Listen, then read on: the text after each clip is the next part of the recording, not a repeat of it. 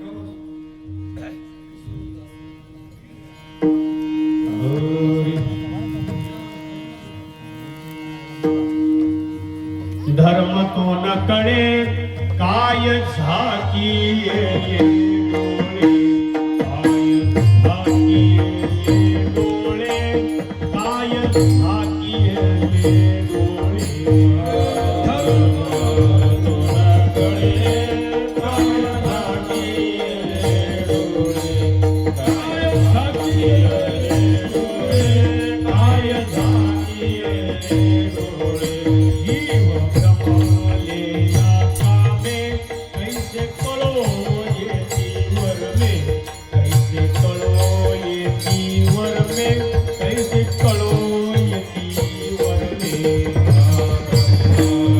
या कामे कैसे कळो येते वर में कैसे कळो येते वर में कैसे कळो येते हरी विषयांचा माज काही ठरवून येतील लाज काही ठरवून येतील लाज काही ठरवून येतील लाज माझ काय ठरवून येतील लाज काय ठरवून येतील लाज काय ठरवून येतील लाज जीव कमाले या कामे कैसे कळो येतीवर कैसे कळो येतीवर कैसे कळो येतीवर जीव ब्रह्मले या कामे कैसे कळो येतीवर कैसे कळो येतीवर कैसे कळो येतीवर हरी म्हणेला ती माया नाचविते कैसी माया नाचविते कैसी माया नाचविते कैसी तुका म्हणेला ती माया नाचविते माया नाचविते कैसी जीव भ्रमाले या कामे जीव भ्रमाले या कामे जीव भ्रमाले या कामे जीव भ्रमाले या कामे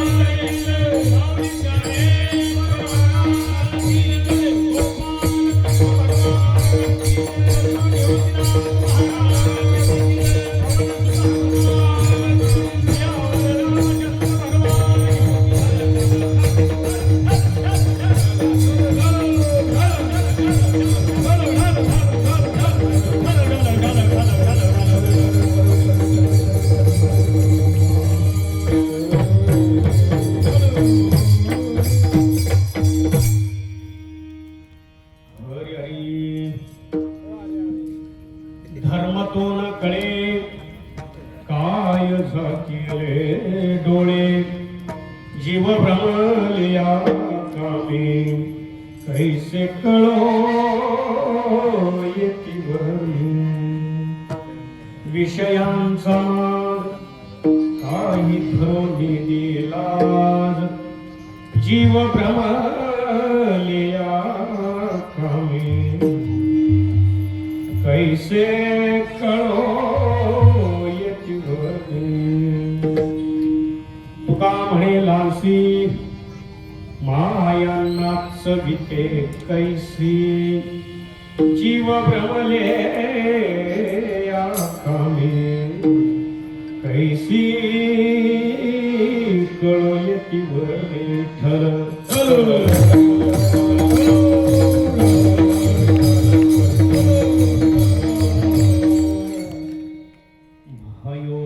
पीठे तटे भीमरथ्या वरं पुंडरीकाय धातुं मुनीन्द्रे समागत्य तिष्ठं तमानन्दकन्दं परब्रह्मलिङ्गं भजे पाण्डुरङ्गं पाण्डुरङ्गगारो प्रथमं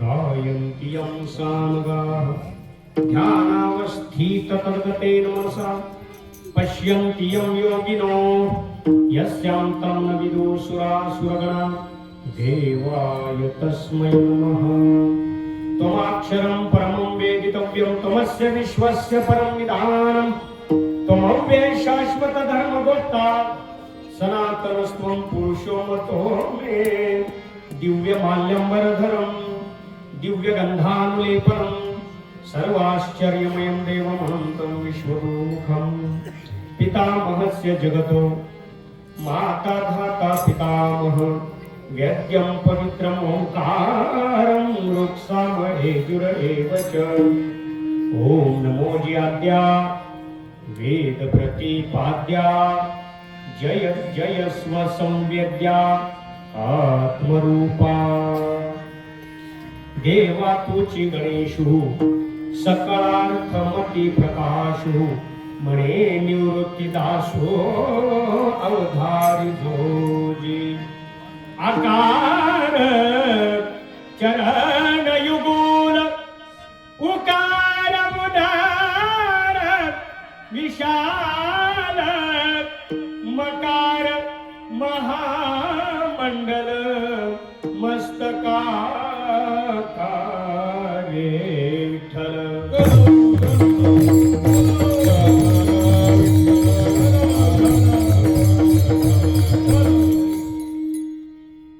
उपस्थित मायबापांनो, सालाबादाप्रमाणे अखंड चालू असलेला हा हरिनाम सप्ताह मिळालेल्या माहितीनुसार वर्ष 40 आणि म्हणजे असं आहे की या सप्ताहाचं वय आणि आमचं वय सारखं आहे, पण सप्ताह इतके आम्ही परिपक्व नाही ना, काय योगायोग आहे. या सप्ताह इतके आम्ही परिपक्व जरी नसलो तरी तुम्ही मायबापांनी आम्हाला या सेवेकरता स्वीकारलंय मज पामर आहे काय थोरपण पायीची वाहन पायी परी. खरं सप्ताह 40-40 वर्ष टिकतात या मागे भाव आहे. आम्ही वारंवार असं म्हणत असतो की बाबा ज्या सप्ताहाला किमान 12 वर्षे झाली त्यांनी अखंड ही बिदावली लावावी. 2-3 वर्ष मोकार धिंगाणा घालायचा, जोरात लाईट टाईट फाईट, आणि मग बंद पाडताना एकालाही वाटत नाही वाईट. अशा सप्ताहाला काही फार लागत नाही.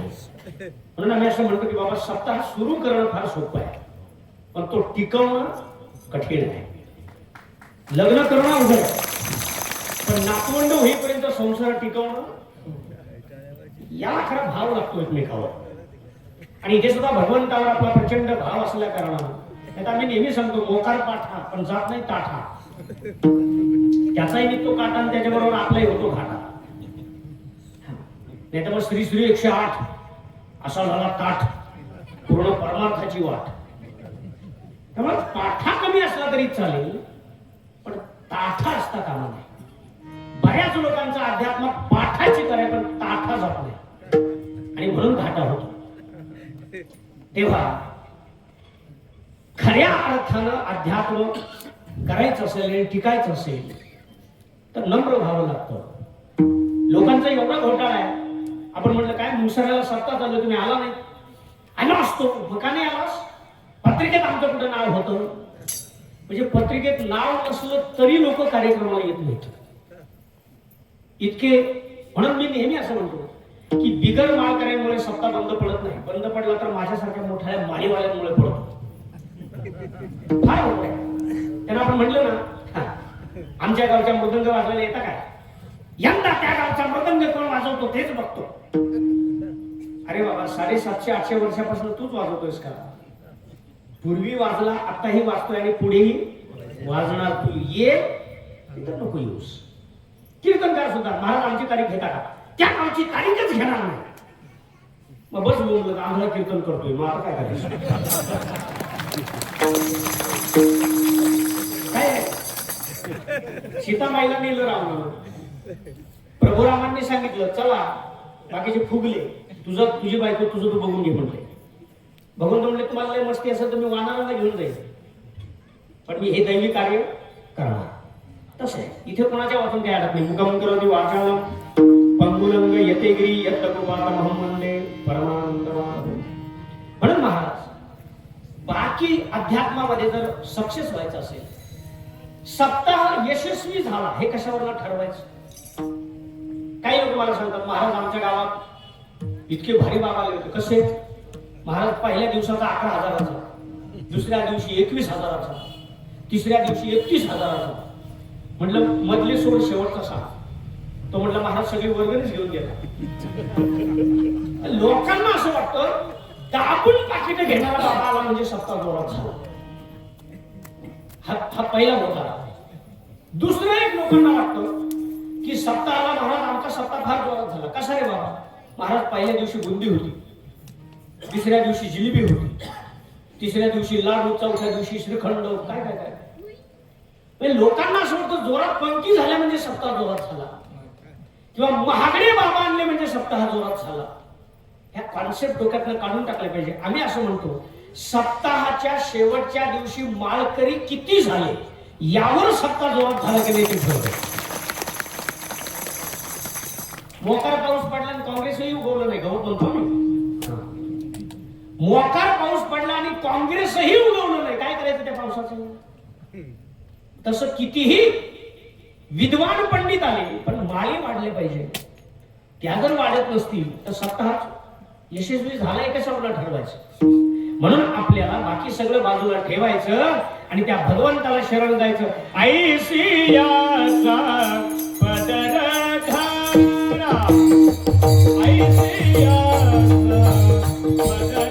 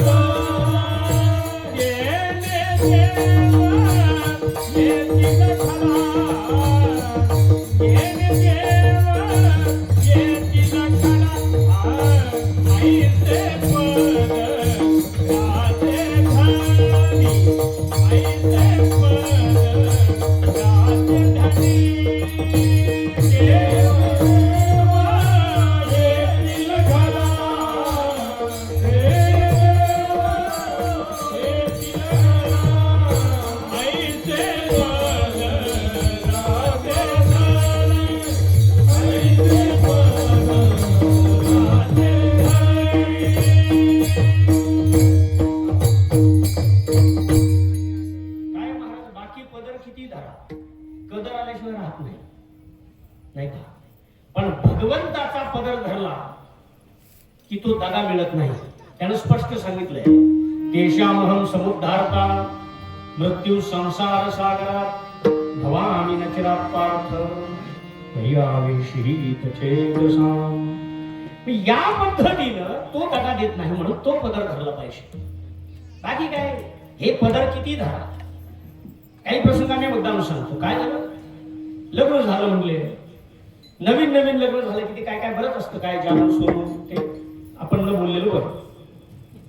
तसं नवीन लग्न झालं आणि हे दोघं फिरायला गेले म्हणले. फिरायला गेल्यानंतर हा पुढे चालतोय, ती मागे चालतीये माऊली, आणि एकदम ती ओरडली, थांबा, जागीच थांबा. तो जागचा थांबला, ती पुढे पळत गेली आणि पुढे असलेला काटा तिनं उचलला आणि पटकन म्हटली, बरं झालं थांबले तुम्ही, काटा टोचला असतं की तुम्हाला. बाकी पुढे काय शब्द वापरले ते मी वापरत नाही. आणि तो काटा उचलला, ह्याला बरं वाटलं, चांगली पत्नी मिळाली बाबा. दुसऱ्या वर्षी पुन्हा फिरायला गेले, मागूनच ओरडले, थांबा तिथं, काटा आहे. आता वर्ष झालं ना. हा, आणि 5-7 वर्षांनी पुन्हा फिरायला गेली दोघं. हिला काटा दिसला तरी ती गप्प बसली, काचकन बसला, आणि मग मागून ओरडली, काट्याला काटा नाही टोचणार, मग काय टोचल. आता हा काटा वाटायला लागला, कारण 5-7 वर्ष झाली. त्यामुळे ह्या पदरांचा फार नाद करायचा नाही. नाद करायचा असेल तर त्याच पदराचा नाद करायचा, भगवंताच्या. आणि म्हणून महाराज आज आपण सेवेकरता जो अभंग निवडलाय तुकोबरायांचा गोड असा अभंग आहे. खरं साध्या दिवशी उपदेश पर बोलायचं, याच्यामधून तसा उपदेश आहे पण कळत न कळत आहे. म्हणून धर्म तो न कळे, आणि धर्मच कळत नाही आणि धर्म करायला निघाले. कीर्तनाच्या मर्यादाच कळत नाही आणि कीर्तन करायला निघाले. हल्ली महाराज असं झालंय की देहू संस्थानानं मागे पत्रक काढलं की कीर्तनकारांनी गादीच्या मर्यादा सांभाळाव्यात. मला सांगा, कीर्तनकाराला जर सूचना द्यावी लागत असेल तर याच्यापेक्षा मोठं दुर्दैव काय.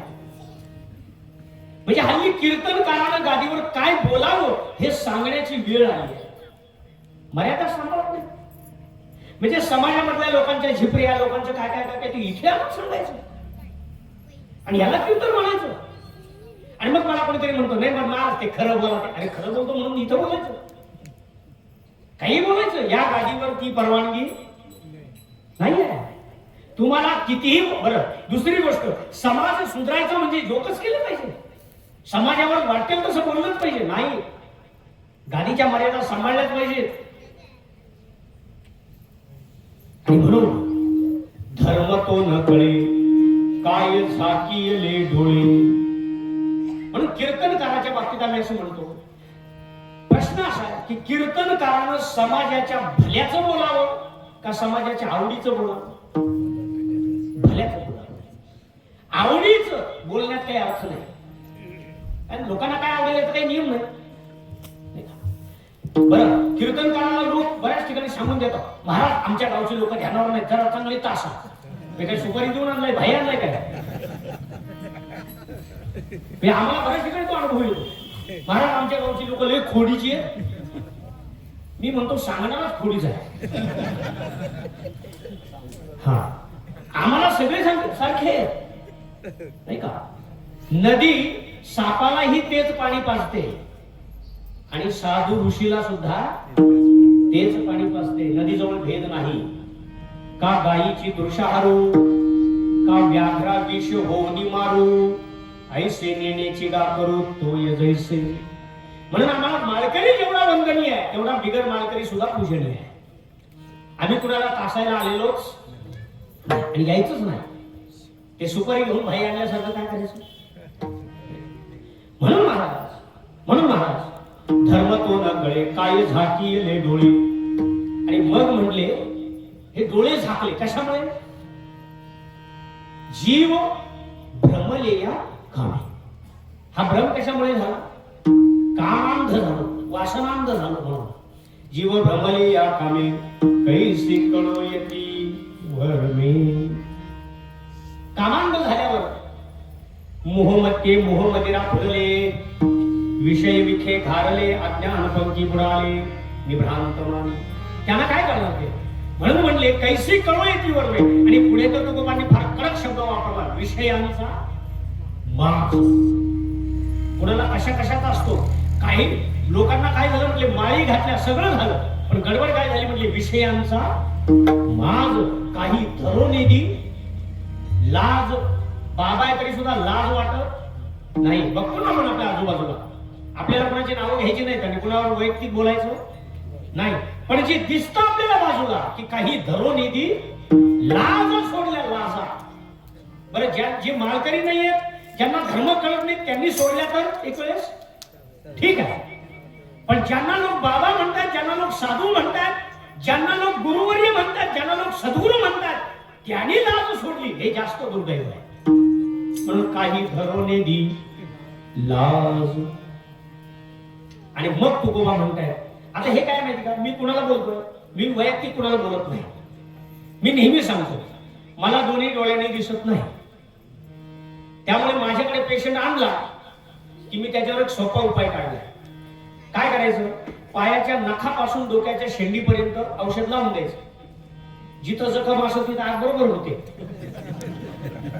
आग झाली की समजायचं जखम सापडली. आता आम्ही इथून गेल्यावर जर कोणी म्हटलं ना तो आणला, कोणी आणला तर समजायचं पेशंट सापडला. म्हणून विषयांचा माज काही धरोनेदी लाज. आणि तुका म्हणेलासी माया नाचविते कैसी. हा मायेचा धिंगाणा आहे सगळा विठ्ठल.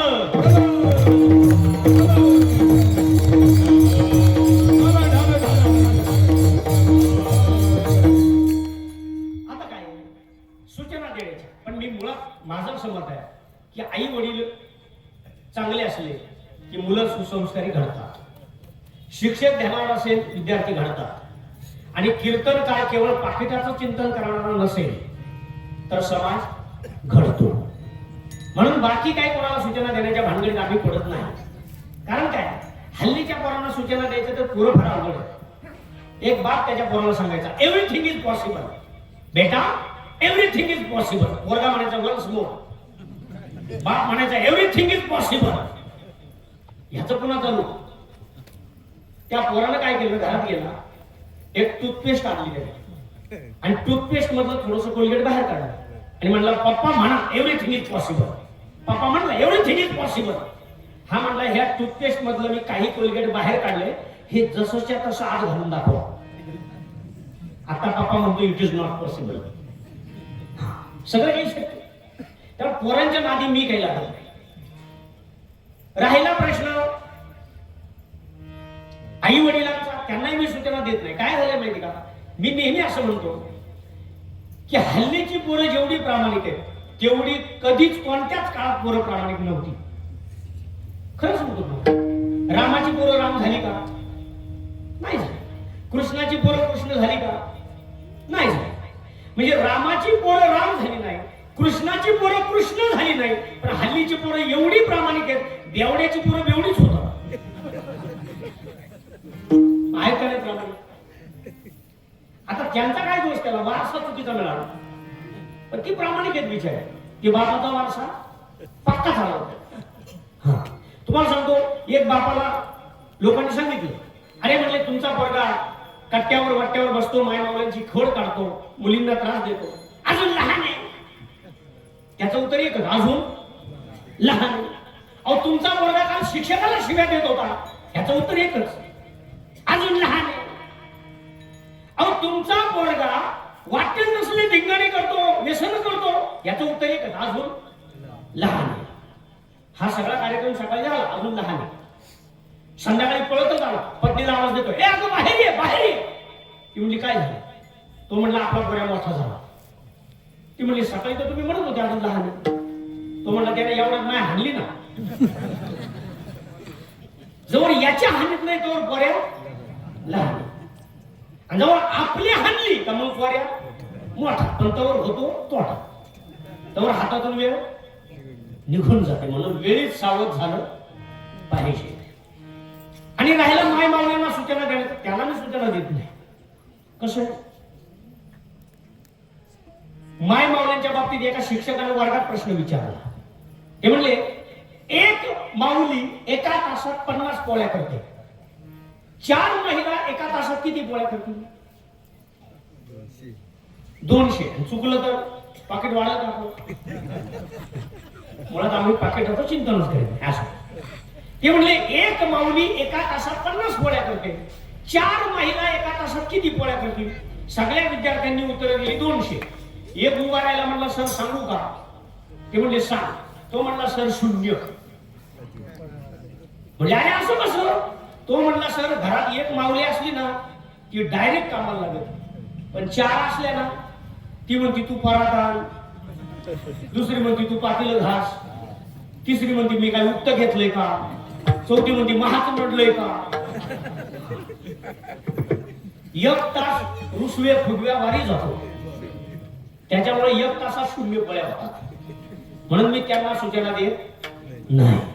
राहिला विषय कीर्तनकारांचा आमचा, तर आम्हालाही सूचना द्यायच्या. पण मी मगाशीच म्हटलं की बाबा जर चिंतन समाजाच्या भल्याचा असेल तर समाज घडतो. बाकी तुला किती पाठांतर असू दे, त्यांना समाज घडत नाही.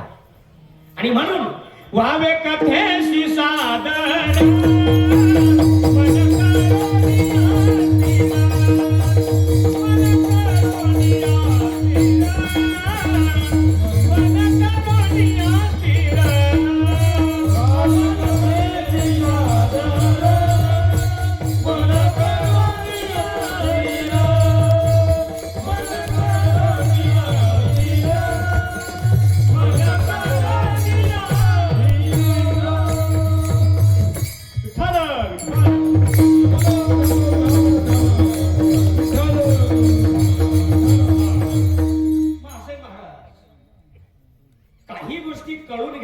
समजून घ्यायच्या असल्या तर त्याच्याकरता इथे श्रद्धा असावी लागते, भक्ती असावी लागते.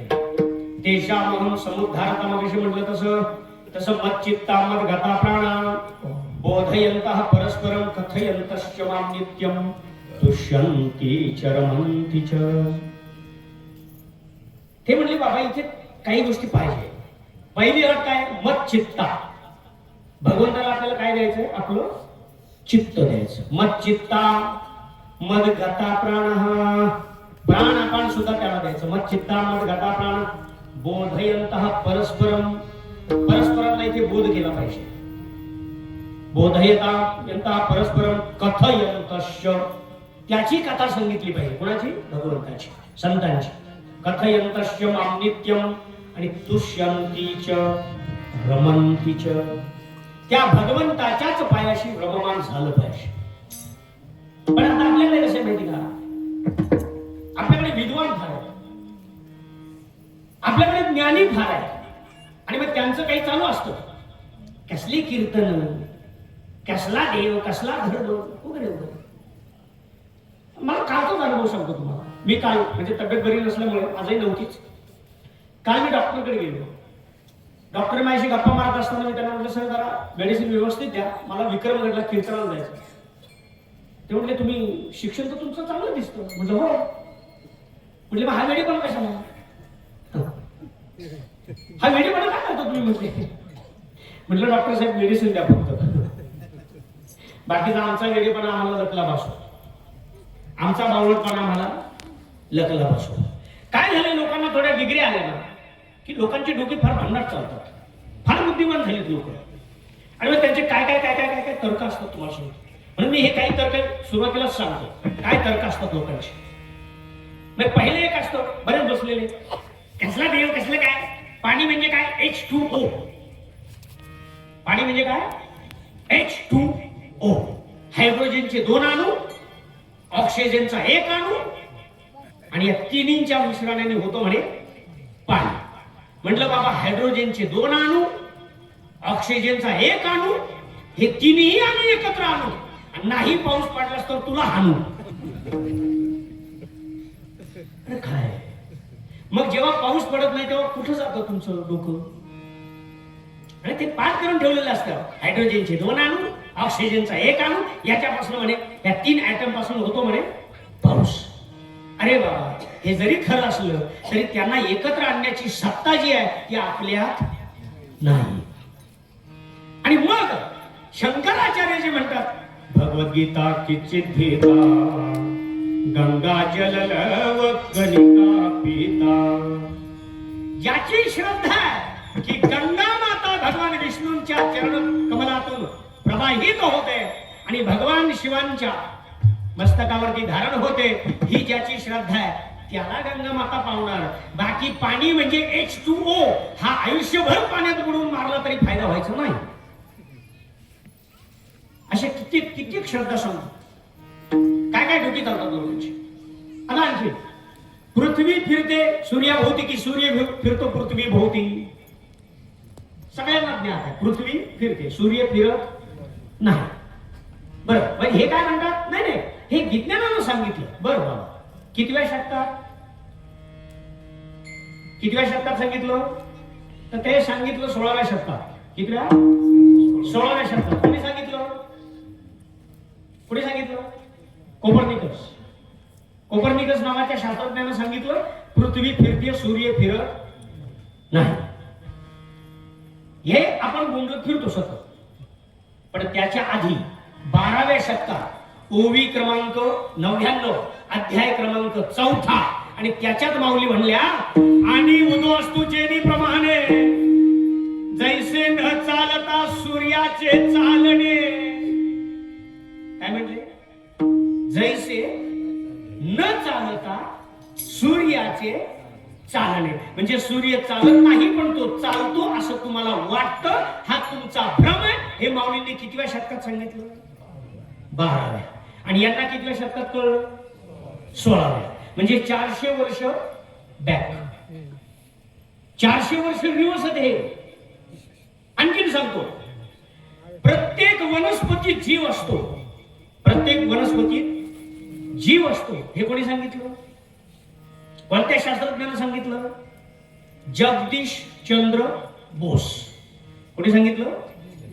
जगदीश चंद्र बोस. कितव्या शतकात? 20व्या. कितव्या? 20व्या शतकात सांगितलं. आणि त्याच्या आधी वृक्षवल्ली आहा सोय रे वनचरे, वृक्षवल्ली आहा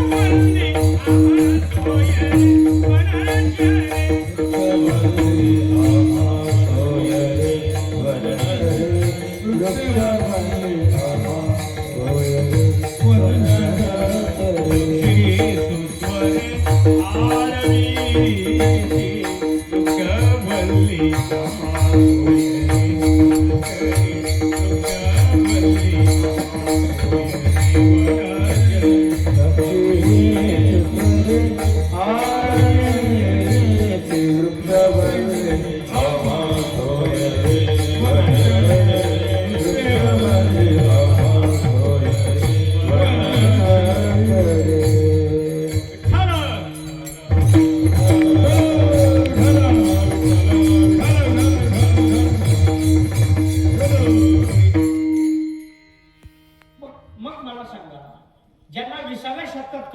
तेच आमच्या तुकोबांनी 16व्या शतकात सांगितलं. कितीव्या? मग सांगा बाप कोण आहे? आता तरी सांगा बाप कोण आहे? संत आहेत ना आमचे. संत ऋषीमुनी बाप आहेत. आणखीन एक पटकन सांगतो. शास्त्रज्ञांनी असं गणित मांडलंय की 6 अरब वर्ष झाल्यानंतर सूर्य थंड होणार आणि सगळं नष्ट होणार. आता त्यात आमच्या संतांचं गणित पहा. आमच्या संतांनी मांडलेलं गणित असं आहे. 4 युग सांगितली. सत्ययुग, त्रेतायुग, द्वापारयुग, कलियुग. युगाची वर्ष संख्या किती आहे? 17,28,000 वर्ष. किती? 28,000. त्रेतायुग 12,96,000 वर्ष. द्वापार युग 8,64,000 वर्ष आणि कलियुग 4,32,000 वर्ष. 17,28,000 अधिक 12,96,000 अधिक 8,64,000 अधिक 4,32,000 या चारही युगांचं मिळून जे होतं त्याचं उत्तर येतं 43,20,000 वर्ष. 43 लाख. हा. आणि याला म्हणतात एक महायुग. काय म्हणतात? चारही युगांना मिळून म्हणतात एक महायुग किंवा एक चतुर्युग. त्याचं उत्तर येतं 43,20,000 वर्ष. याला गुणिले 71. याला गुणिले 71. 43,20,000 वर्ष गुणिले 71 त्याचं उत्तर येतं 30,69,20,000 वर्ष. आणि एवढी वर्ष गेली की एक मनू पूर्ण होतो. किती? एक मनू. आता लोक मनूवर टीका करतात. मनू कुणी व्यक्ती नाही, ही काळाला दिलेली संज्ञा. कशाला? काळ. म्हणून 30,69,20,000 वर्ष एका मनूचं आयुष्य आहे. किती? एका मनूचं. आता हे मनू सुद्धा 14 आपल्याला ज्ञात आहे. आता कितवा मनू चालू आहे? 7वा. वैवस्वत कितवा? हा. आता 7वा मनू चालू आहे. म्हणून ते स्वयंभू, सौराचीश, उत्तम, तामस, चाक्षुषी हे सगळे 14 मनू. आता 7वा चालू आहे. त्यामुळे जे म्हणतात ना जे पुढे होणार आहे घाबरायचं नाही. काही लोकांना कसली भीती वाटते. गेले तर सगळे जाऊ ना, आपण काय घाबरायचं. पण लोकांना चिंता वाटते. असो. तेव्हा हे 14 मनू. म्हणून 30,69,20,000 वर्ष गुणिले 14 गुणिले 14 त्याचं उत्तर येतं 4,32,00,00,000 वर्ष. आणि 4,32,00,00,000 वर्ष गेली की ब्रह्मदेवाचे होतात 12 तास. किती? 12 तास. आणि 4,32,00,000 अधिक 4,32,00,000 असे 8,64,00,00,000 वर्ष गेली की ब्रह्मदेवाचे 24 तास पूर्ण होतात. एक झोप, एक दिवस आणि रात्र. म्हणून 8,64,00,00,000 वर्ष गेली की ब्रह्मदेवाचा एक दिवस पूर्ण होतो. आणि असा ब्रह्मदेव 100 वर्ष जगतो. करायचं का गणित? म्हणून ब्रह्मज्ञान नोहिले पुराच्या गोठी. ब्रह्मज्ञान नोहिले पुराच्या गोठी.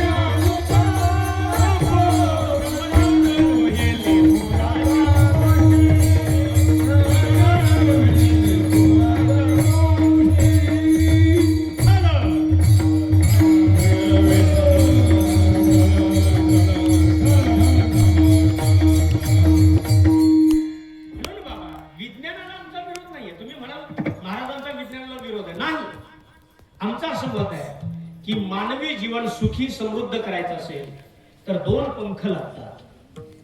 विज्ञानही लागतं आणि अध्यात्मही लागतं. म्हणून विज्ञान आणि अध्यात्म जेव्हा सोबत हातात हात घालून चालतील तेव्हाच मानवी जीवन खऱ्या अर्थानं सुफल सफल होईल. आमचा विज्ञानाला विरोध नाही, अध्यात्मालाही विरोध नाही. आमचं दोघांच्या एकीकरणाचा समर्थन आहे. दोघांची एकी झाली पाहिजे, विज्ञानाची आणि अध्यात्माची. बरं काय, बऱ्याच लोकांना थोडं काही आलं. मी वारंवार सांगतो, विज्ञानाचा बाप काय नाव? आईन्स्टाईन.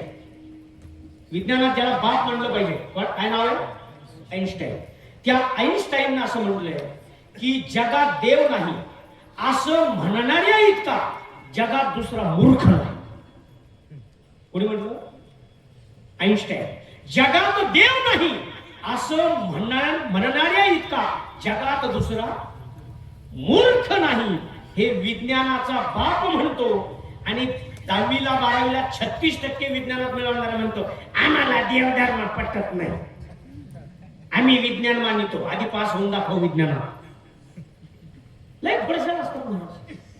आम्ही आमच्या महाराजांनी सांगितलं, म्हणले आमचा एक महाराज CBS ला उभा होता, कीर्तनकार महाराज, आणि काही टवाळखोर तिकडनं आले. जरा 2 अक्षरं शिकली, 2 पुस्तकं शिकली की त्यांना असं वाटतं आपण म्हणजे बाबा. त्यातला एक म्हणला बुवाची खेचायची का, बाकीचे म्हणले खेच खेच. त्यांच्यातला नेता पुढे गेला, बाकीचे होतेच मागं टाळ्या वाजवायला हसायला. तो आला, म्हणला बाबा तुम्ही कुठले? बाबा म्हणला मी आळंदीचा. मग त्यांच्यातला नेता म्हणतो बाबा तुम्ही आळंदीचे, आळंदीच्या ज्ञानोबांनी भिंत चालवली होती का नाही? म्हणले हो चालवली होती. म्हणले मग तुम्ही हा CBSचा बस स्टँड चालवून दाखवित्या का? त्याला वाटलं बाबाची जिरली.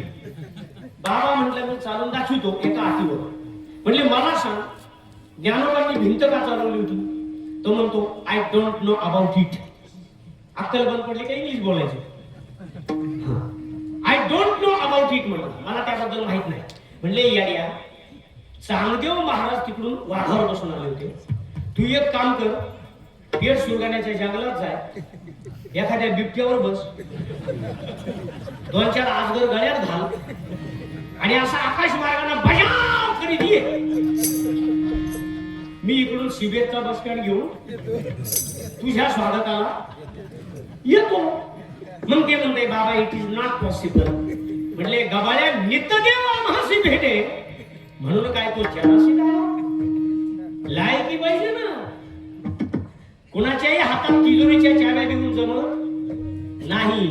तसं देव संतांना दाखवता येतो, नक्की दाखवता येतो, पण त्याच्याकरता समोरच्याची सुद्धा ती पात्रता असावी लागते, योग्यता असावी लागते. मला सांगा 4थी पास झालेल्या पोराच्या हातात बँकेच्या चाव्या दिल्या तर केवढ्याला पडून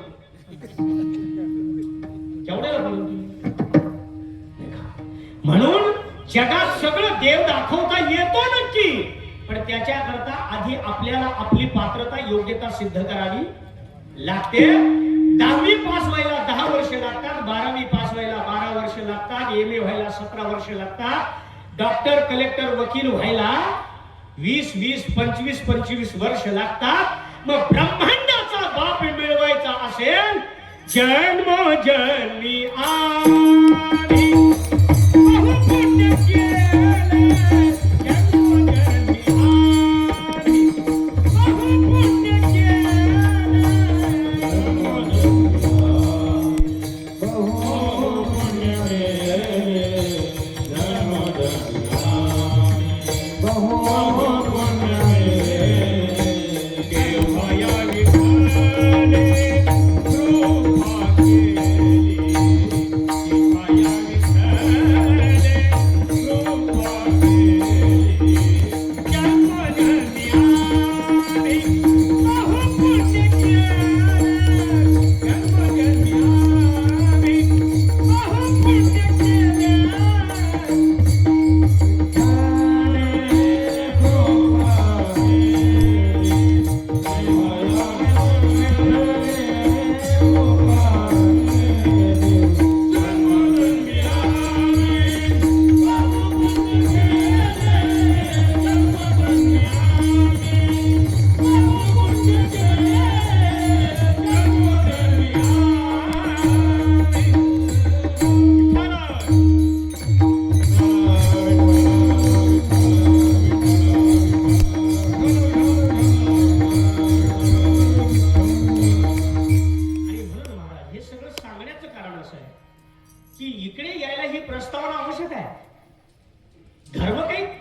सोपी गोष्ट नाही. धर्माच्या बाबतीत लोकांना फार वेगवेगळे गैरसमज असतात. काही लोक धर्म शिकवतात, इकडे डोकं करून झोपू नये, तिकडे तोंड करून झोपू नये, आमच्या दिवशी दाढी करू नये, टमक्याला शिवू नये. हे असला धर्म याचा आणि धर्माचा खरं म्हणजे काही फारसा संबंध नाही. पण विवेकानंद असं म्हणाले, ज्यांच्यावर आम्ही धर्म शिकवण्याची जबाबदारी टाकली, ज्यांच्यावर म्हणजे कुणावर ते मी सांगत नाही, पण ते म्हणले ज्यांच्यावर आम्ही समाजाला धर्म शिकवण्याची जबाबदारी टाकली, त्यांनी काय शिकवायला सुरुवात केली? इकडे पाय करू नये, तिकडे डोकं करू नये. म्हणजे तुम्हाला सांगतो काय गैरसमज भरवतात समाजामध्ये, लोकांमध्ये. माझ्या ओळखीचे सातपूरच्या भागातले एक काका, म्हणजे मी नाव घेत नाही, त्यांनी मला बोलवलं, म्हणले पुंडलिकराव कार्यक्रम ठेवलाय पुढच्या सोमवारी, तुम्ही या. म्हटलं काय कार्यक्रम आहे? ते म्हणले आमची भांडणं होत होती सतत, बाबांना सांगितलं तुमचं बाथरूम चुकीच्या दिशेला आहे, तेवढं तोडून बांधा, कटकटी संपते. बाथरूम तोडण्यात इतका पैसा गेला, पुढे कटकटी वाढल्याने फारकत झाली. अरे काय धर्म, कसं काय शिकवता काय लोकांना तुम्ही? कशात अडकवता तुम्ही? चाललंय काय? मुळात या गोष्टींचा अध्यात्माचा काय संबंध आहे? अरे मग इकडे डोकं तिकडे डोकं. आमच्या ज्ञानोबांनी जे सांगितलं, ज्ञानदेवा पाठ हरी हा वैकुंठ, ज्ञानदेवा पाठ हरी हा वैकुंठ.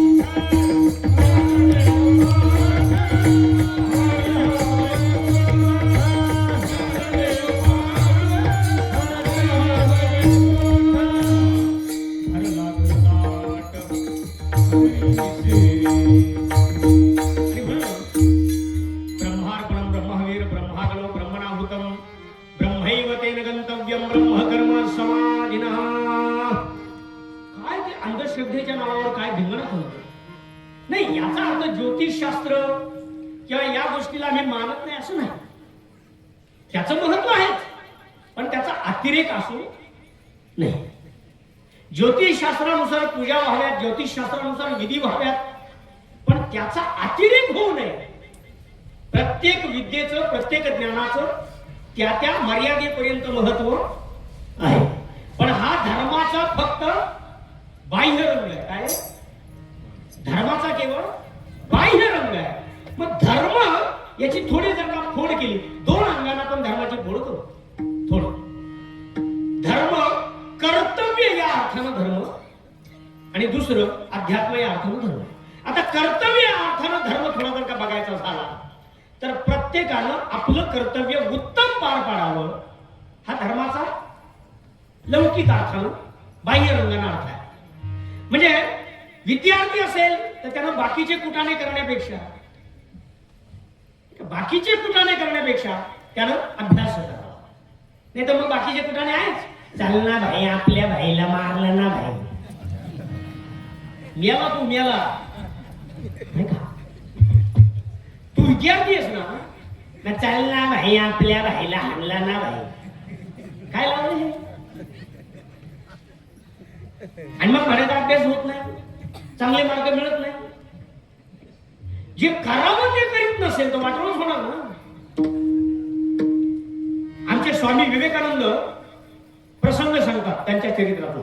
काय झालं म्हटले, स्वामी विवेकानंद रस्त्यावर चालले होते आणि एक चांगली 500,000 माकडं त्यांच्या मागे लागली.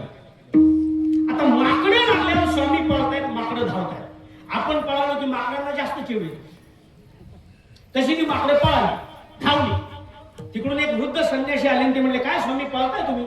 ते म्हणले, बाबा काय करणार, 1000 माकडे धावली आहेत माझ्या मागे. ते म्हणले, पळू नका, मागं फिरा. म्हणले, काय करू?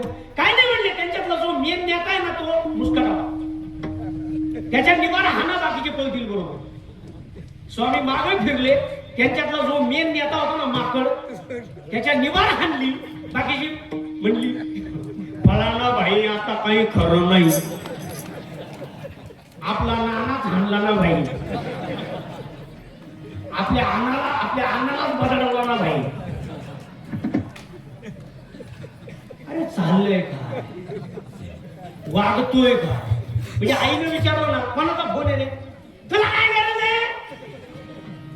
आणि ती पोटात असताना म्हणली असती, मग मला काय गरज आहे? तिला म्हणते, तुला काय गरज आहे? आणि तिथून बाहेर येते म्हणते, सकाळपासून मिस कॉल नाही, मी काही खाईन. उंदर मारायचं खाय. तुला जर आईची आणि बापाची किंमत नाही, तिला म्हणतो तुला काय गरज आहे, इकडे म्हणतो काही खाईल खाय. पैसे नसतील तर माझ्या पाकिटातले नाही पण खाय. कामाचा काय तिकडे गेला, तिकडे म्हणते तेरे लिए चांद तारे तोड लावूंगा. आणि मित्राला म्हणते एवढा भात्याचा द्वारा सोड रे. भात्याचा द्वारा सोडत नाही नाव ऐकला. आणि तेरे लिए चांद तारे तोड लावूंगा. आणि ते समोरचाही डावा खुर्शात विश्वास ठेवतोय, याला भात्याचा द्वारा सोडत नाही. आणि चंद्रन तारे तोडून आणशील मग तिथं काय तोटातला बाप बसवशील का चंद्राच्या जागेवर. हा लोकांना सांगितलेलं. एक मला म्हणते बुवा तुला कविता म्हणून दाखवू का, म्हणलं म्हण.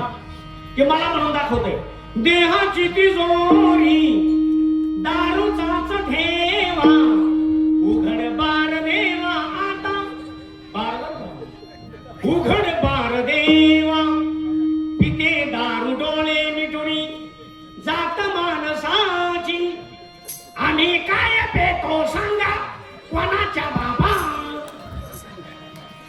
हे म्हणलं बाबा तुझा बापन तू आम्हाला काय करायचं. हे कर्तव्य पार पाडतायत का, कर्तव्याला जागतायत का. नाही जागत. पण तरुण कसा असायला पाहिजे, युवास्य साधू युवाध्यायिका अशिष्ट द्रढिष्ट बलिष्ठ असा तरुण असला पाहिजे. नवे नवे विवेकानंदांनी म्हटलं give me 100 Nachiketa I will change the world. मला तुम्ही नचिकेता सारखे तेजस्वी शूरवीर 100 करून द्या, मी जग बदलून दाखवेन. जग बदलून दाखवेन. काय प्रसंग असाय म्हणले आई वडिलांनी सुद्धा मुलं कशी घडवायची असतात. पोरांचाही दोष नाही. हल्ली त्या माय मावल्या त्यांनी सुद्धा मुलांवर संस्कार करण्याची जबाबदारी स्वीकारली पाहिजे. छत्रपती शिवाजी महाराज म्हणले एकदा तमाशा बघायला गेले. गोष्ट खरी असेल खोटी असेल ज्ञात नाही, पण आपल्याला शिकण्यासाठी तमाशा बघायला गेली म्हणजे बालपणी. आणि तमाशा बघून आल्यावर आईने विचारलं बाळा कुठे गेला होता, राजे कुठे गेला होता. सांगितलं आई तमाशा बघायला गेलो होतो. काय बघितलं, नाचणी नाचत होत्या. जिजाऊंनी सांगितलं म्हणले आई साहेब म्हणाले उद्यापासून आम्ही सुद्धा नाचायला जाणार. म्हणजे आई साहेब हे शक्य नाही, तुम्ही नाचू शकत नाही. तेव्हा त्याने सांगितलं अरे त्या तमाशात नाचणारी आपली आई आहे, आपली बहीण आहे. ही जाणीव कुठे गेली होती. त्याच दिवशी राजांनी शपथ घेतली यापुढे हे बघायचं नाही. आणि आमच्या आई साहेब छत्रपतींना कथा सांगत असत. आणि त्यात एक दिवशी कथा सांगितली कोणाची, राणी पद्मावतीची कथा सांगितली. आणि ज्यावेळी आपल्या माय मावल्यांवर संकट आलं त्यावेळी सगळ्या स्त्रियांनी जोहार केला. अग्नीमध्ये त्या राजपूत स्त्रियांनी उड्या मारल्या. ही कथा सांगत असताना त्या बाळ शिवाजीच्या डोळ्यात पाणी आलं आणि तळपायाची आग मस्तकात गेली. आणि सांगितलं आई माझ्या देशातल्या गायी हंबरडा फोडतायत, माझ्या देशातल्या माय मावल्या करून टाहो फोडतायत.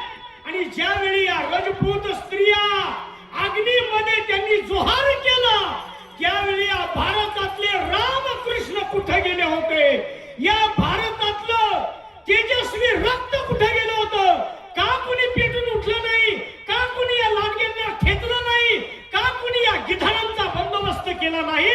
आई तुझा बाळ तुला शपथ देतो यापुढे या भारतातल्या मातीमध्ये जर माझ्या माय मावल्यांच्या पदराला कोणी हात घातला त्याचे हात छाटून टाकी नाही. शपथ देतो तुझा बाळ राजा तुला. ही शपथ दिली. आणि त्याच दिवशी छत्रपतींनी सगळ्या मावळ्यांना जमा केलं आणि सांगितलं यापुढे गायीची कत्तल होता कामा नये, मंदिरं पाडली जाता कामा नये, माय मावल्यांवर अत्याचार होता कामा नये. सगळ्या 14, 12, 13, 14 वर्षाच्या पोरांना रायरेश्वराच्या मंदिरात नेलं आणि शपथ घेतली माझ्या राजानं कमाल केली, बाळगोपाळाची सेवा केली, माझ्या राजानं कमाल केली, बाळगोपाळाची सेवा केली.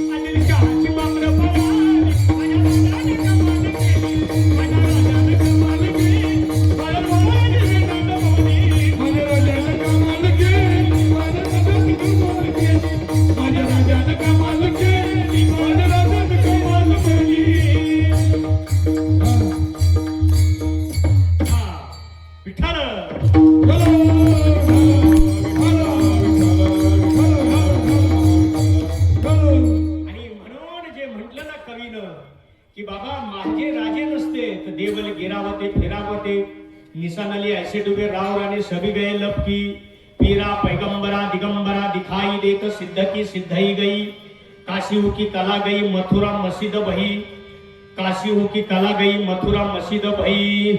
आणि पुढे जे म्हणलं त्यांनी, काशी हो की कला गई, मथुरा मस्जिद बही, हे झालं त्या काळात. मस्जिद तिथे सुद्धा काशी हो की कला गई आणि मथुरेमध्ये मस्जिद, मथुरा मस्जिद बही. आणि पुढे म्हणलं, सभी गए लपकी, सगळे लपले. अगर शिवाजी ना होत तो सुन्नत होत सबकी. गोंधळ झाला असतं महाराज जर नसते तर. मला सांगायचा मुद्दा असा आहे की तरुणांनी या सगळ्या व्यसनाधीनतेच्या आरी न जाता आपलं तेज संपादन केलं पाहिजे आणि आपल्या कर्तव्य या धर्माला जागलं पाहिजे. हा तरुणांचा धर्म आहे. कीर्तनकारांनी सुद्धा आपला धर्म जपला पाहिजे महाराज. मी फार वेळा बोलतो, कीर्तनकारांना गाडी, घोडं, पेट्रोल सगळं असतं, मान्य. पण मला एक प्रश्न असा पडतो की अमेरिकेतून माणूस इथे येतो, त्यांचा धर्म आपल्या लोकांना सांगतो आणि त्यांचा धर्म आपण ऐकून घेतला याबद्दल वर आपल्याच लोकांना पैसेही देतो. करतात वर आपल्याच लोकांना काही सुख सुविधा देतो, शाळा देतो, आरोग्य सुविधा पुरवतो. मग मुळात विषय असा आहे, त्यांचा धर्म सांगण्यासाठी ऐकण्याकरता वर ते आपल्याला पैसे देतात आणि आपला कीर्तनकार, आपला धर्म प्रचारक निश्चित रक्कम ठेवल्याशिवाय गाडीला सेलच मारत नाही. गाडीला सेलच मारत नाही. म्हणून माझं असं मत आहे, आपल्या धर्माला प्रचारक नाहीत, आपला धर्म बऱ्याच लोकांनी विकायला सुरुवात केली आहे, विकून खायला सुरुवात केली आहे. तुम्ही घेऊ नये या मताचा मी नाही. समाज देतो, समाजाला सुद्धा त्याची जाणीव. पेट्रोल आहे, गाडी आहे, येणं जाणं आहे, सगळं मान्य आहे. हे सगळं लक्षात घेऊन समाज देणारच. पण त्याच्या मोबदल्यात आव्हाच्या सव्वा मागणी करणं कीर्तनकारांनी धर्म सोडलाय. मी सगळ्यांना बोलत नाही. जे त्यातले असतील त्यांना ते झोंबेल, जे त्यातले नसतील त्यांना लागायचं काही कारण नाही. मुद्दा असा आहे, समजा माझ्या बापानं 50 एकर जमीन घेऊन ठेवली आणि मी जर दारू पत्त्यावारी विकून खाल्ली तर माझा बाप मला थोबाडणार नाही का? मग गाथा लिहिला तुकोबांनी, ज्ञानोबांनी ज्ञानेश्वरी लिहिली. इतकं अपार वैभव निर्माण करून ठेवलं अध्यात्माचं आणि त्या अध्यात्माचं वैभव मी लाख लाख रुपये 51,000 मिळवण्यासाठी जर विकून खात असेल तर माझे ज्ञानोबा मला थोबडवणार नाही. कारण त्यांनी हे सगळं निर्माण करण्यासाठी आयुष्याचं होळी केली आहे, बलिदान दिलंय. त्याच्यावर मला लाखो करोडो रुपये मिळवून विमानात फिरण्याचा काही अधिकार नाही. म्हणून जे म्हणलं ना की तुकोबा म्हणत होते, हेची दान दे का देवा, तुझा विसर न व्हावा. आणि आमच्यासारखे काही कीर्तनकार म्हणताय, हेची दान दे का देवा, नाशिक मध्ये मोठा बंगला व्हावा. नाही, समाज प्रेमानं देतो तो भाग वेगळा आहे. माझं म्हणणं एकच आहे, मागू नये, पटो न पटो मागू नये. समाज देईल तो प्रसाद भगवंताचा स्वीकारावा. तर या धर्माचे आपण पाईक आहोत आणि या धर्माचे आपल्याला तळमळ आहे असं म्हणता येईल. अदरवाईज लोकांना कार्यक्रम बंद करायला लागतात. हल्ली काही गावच्या लोकांना सत्य झेपत नाही. हल्ली तुम्हाला सांगतो, जवानच्या बाबतीत विक्रमगडकडे 2 भावांनी मला पहिल्या वर्षी बोलवलं, दुसऱ्या वर्षी फोन केला. म्हटले महाराज आम्ही सत्ता बंद करतोय 3 दिवसाचा. म्हटलं काय झालं? ते म्हणजे महाराज आमची जेवढी 2 भावांची ऐपत आहे ती एकाच कीर्तनात करायला पुरत नाही. करायचं काय? तेव्हा मला हेच सांगायचं आहे की धर्माच्या बाबतीत कीर्तनकारांनी सुद्धा आपल्याला बाबा म्हणतात ना, आपण जरा जबाबदारीनं राहिलं पाहिजे आणि ह्या धर्माबद्दल आपण तो कळवा दाखवला पाहिजे. हा कर्तव्य आता मी धर्म सांगतोय. कीर्तनकार झाले, शिक्षकांना सुद्धा आपलं कर्तव्य सांभाळलं पाहिजे, त्यानं सुद्धा त्याच्या कर्तव्याला जागलं पाहिजे. माय मावल्यांनी सुद्धा आपलं कर्तव्य सांभाळलं पाहिजे. स्त्री 7 प्रकारची असते, मी नेहमी सांगते. किती? 7 प्रकारची. ते प्रकार सांगून टाकतो. 1 तनुजा, 2 कामिनी, 3 रसिका, 4 गृहिणी, 5 भक्ती, 6 मुक्ती, 7 पतिव्रता. आता पहिला जो प्रकार आहे तो तनुजा. कोणता आहे? तनुजा. या प्रकारातली जी स्त्री असते ना, तिला फक्त एवढंच माहित असतं, खाय, दुपारी खाय, नवरा कामावर गेल्यावर खाय, लपून खाय, कसंही खाय, पण खाय, फक्त खाय. ही तनुजा. फक्त देह बस, बाकी घेणं देणं नाही. ही तनुजा. दुसरी कामिनी. कोण आहे? कामिनी. तिचा एकच मंत्र असतो, आणा. गाडी आणा, टीव्ही आणा, बाजूबंद आणा, साडी आणा, फक्त आणा. तिला बाकी काही घेणं देणं नाही. तिचं एवढंच म्हणणं असतं, काही करा पण आणा. म्हणजे समजा तुम्ही कामावरून आले ना, ड्युटीवरून आले, कुठूनही आले की संध्याकाळी तुम्ही जेवायला बसायचे. जेवायला बसलं की ते हळूच म्हणणार, तुम्हाला कळलं का काय? आणि ते आपल्या शेजारच्या कौशल्याताई, इकडच्या कोणी असेल तर त्या आपल्या शेजारच्या कौशल्याताई, बरं त्यांचं काय? त्यांनी कालच ना बाजूबंद केले. बरं आपण म्हणतो छान छान. काय छान छान? तू राय तसाच. म्हणजे तिला हे म्हणायचं असतं, मी घर याच्यासाठी सांगते ते. म्हणून मी नेहमी म्हणतो की त्यांचं एकच असतं, फक्त आणा. त्यांना म्हणायचं असतं, टीव्ही आणा, गाडी आणा, साडी आणा, काय करायचा तो करा गुन्हा, वाटलं तर रात्री कान्हा, पण तेवढं तिला बाकी घेणं नाही, फक्त आणा. ही कामिनी. तिसरी रसिका. कोण आहे? रसिका. तिला एवढंच असतं, नवीन मालिका कोणती आली आणि तिला घरचा सासरा उपाशी, त्याचं घेणं देणं नसतं तिला. पण मालिकेतल्या बाईच्या डोळ्यात पाणी आलं की ही तिच्यापेक्षा जोरात रडती. मालिकेच्या बाईची तिला लय काळजी. मी बँकेत लागण्यापूर्वी शिक्षकाचं काम करीत होतो. काही शिक्षिका जमल्या होत्या आणि त्या गप्पा मारित होत्या. बाई ग, तिची मन उद्या फार होणार रे, तिचं कसं ग होईल बिचारी, कुठं ग साई. मला वाटलं यांच्या नातेवाईकातली कोणी बाई असेल. मी म्हटलं मॅडम कोण? म्हणजे सर तुम्ही नका लक्ष देऊ की मालिकेतले. मॅडम तुमच्या बापानं वावर विकून तुमचं लग्न केलं. मालिकेतल्या बाईला खोटं लग्न करण्याचे 5-5 कोटी भेटत आहे. त्यांच्या लग्नाचं काय घेऊन बसली. पण हिला आपला संसार टिकवण्याची काळजी नाही. तिला मालिकेतल्या बाईची उद्या भारतात होणार आहे, तिला रात्रभर झोप येत नाही. म्हणून ही रसिका. ही रसिका. आता चौथी कोण आहे? गृहिणी. ही कशी आहे माहिती का? तिचं एकच आहे, हम दो नाही, दोन आहे. आता हम दो हमारा एक, बाकी सगळे बाजूला फेक, कारण मी आहे श्रीमंताची लेक. तिला सासू सासरे नांदा नको नको, बाकी त्यांना फक्त एकच चालतं. काय माहिती का? इकडं नाही पण बऱ्याच शहरामध्ये लय अवघड झाले. त्यांचं काय माहिती का? लय मोठाले बांधले बंगले, त्याच्यात एकटेच तंगले, आणि मग शेवटी टॉमी संग रंगले. जर रात्री सासरा खोकला का तो दुसऱ्या दिवशी पहिल्या गाडीने गावाकडे फेकला.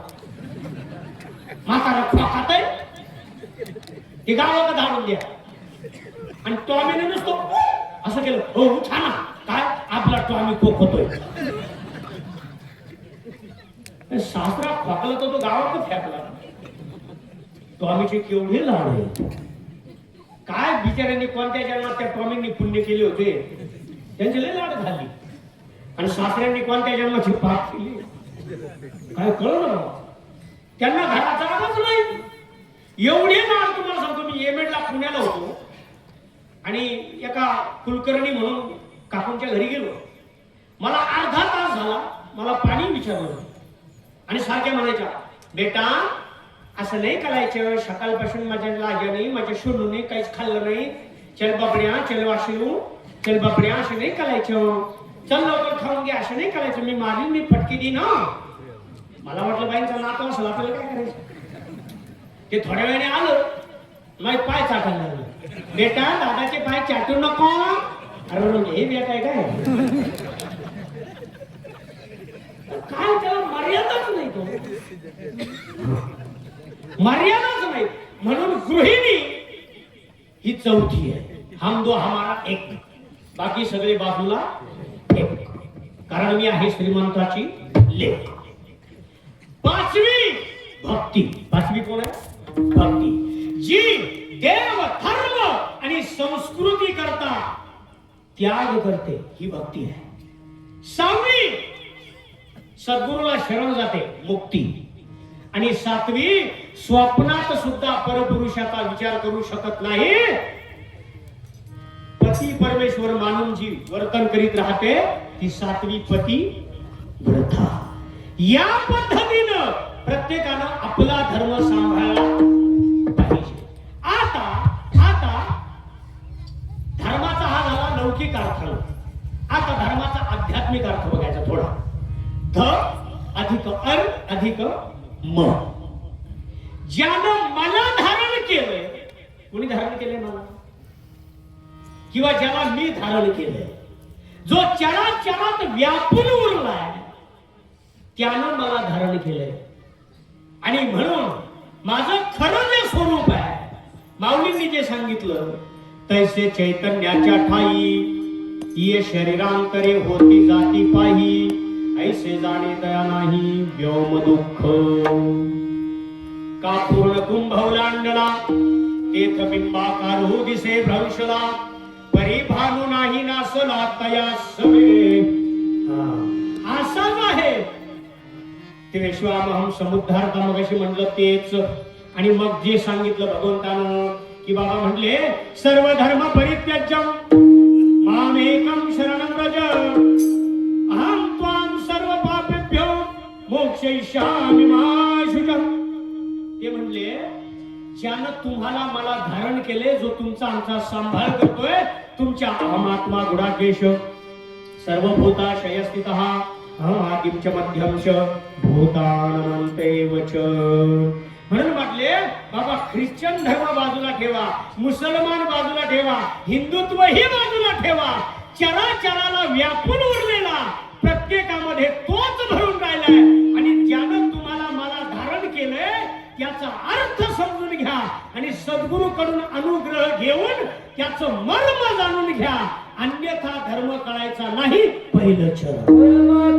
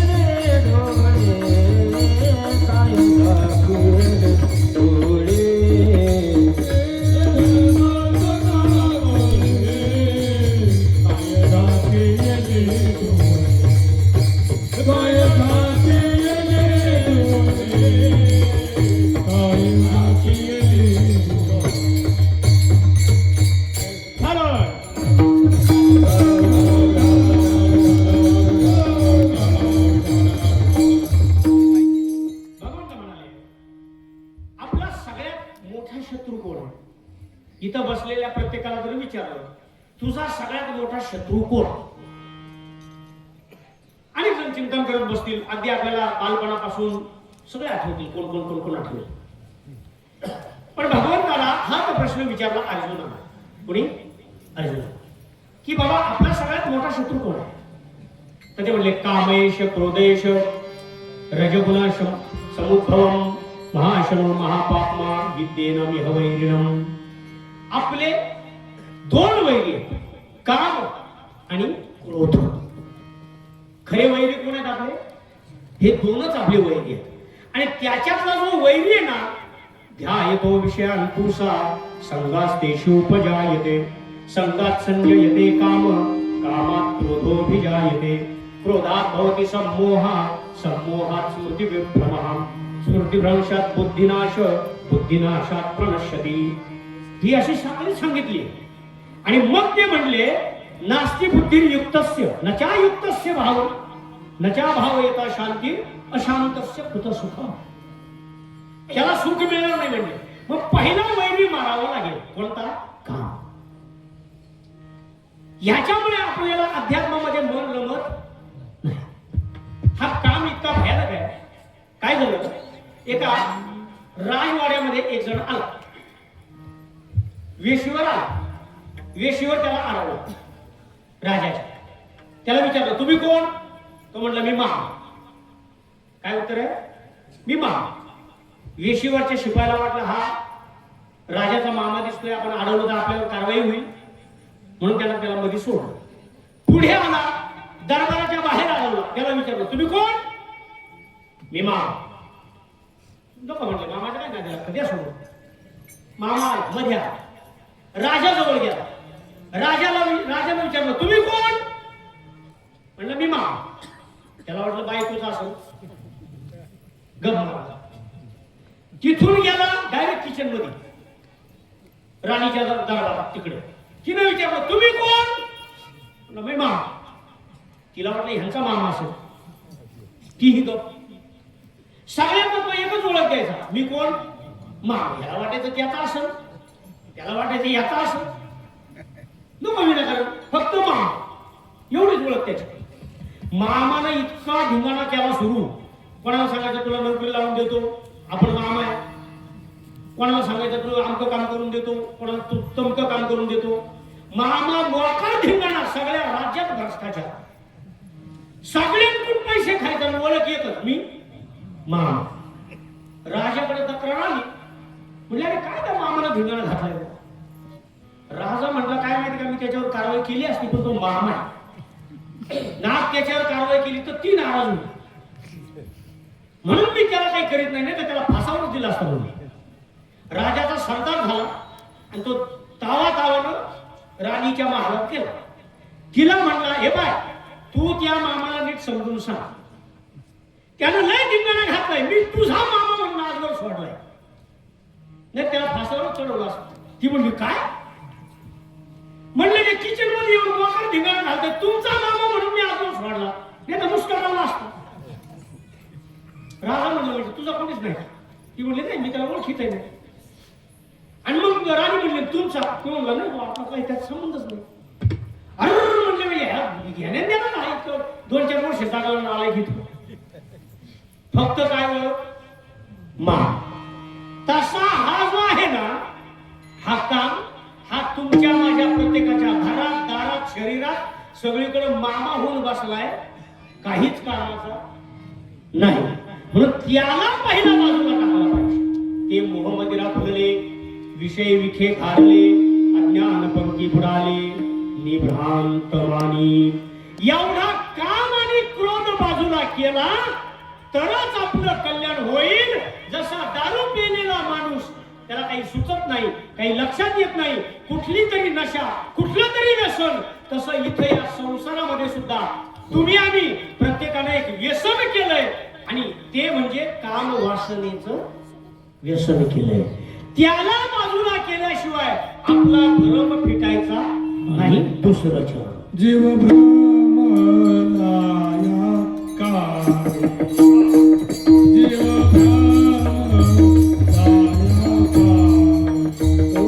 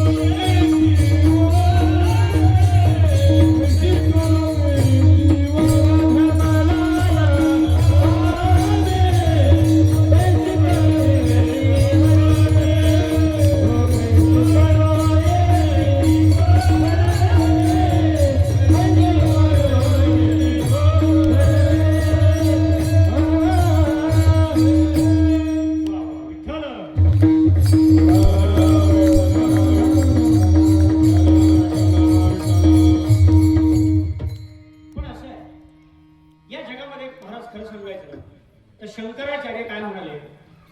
ते म्हणाले बाबा, ज्यांना कळत नाही, ज्यांना ओळख नाही, ज्यांना त्याचं ज्ञान नाही, म्हणजे आपल्याकडे मूर्ख आणि पडत मूर्ख, दासबोधात सांगितले रामदास स्वामींनी, मूर्ख आणि पडत मूर्ख. पडत मूर्ख कोणाला म्हणायचं ते म्हणले, तर ज्याला माहित नाही म्हणून तो चुकला त्याला समजू शकतो. पण सगळं माहित असून सुद्धा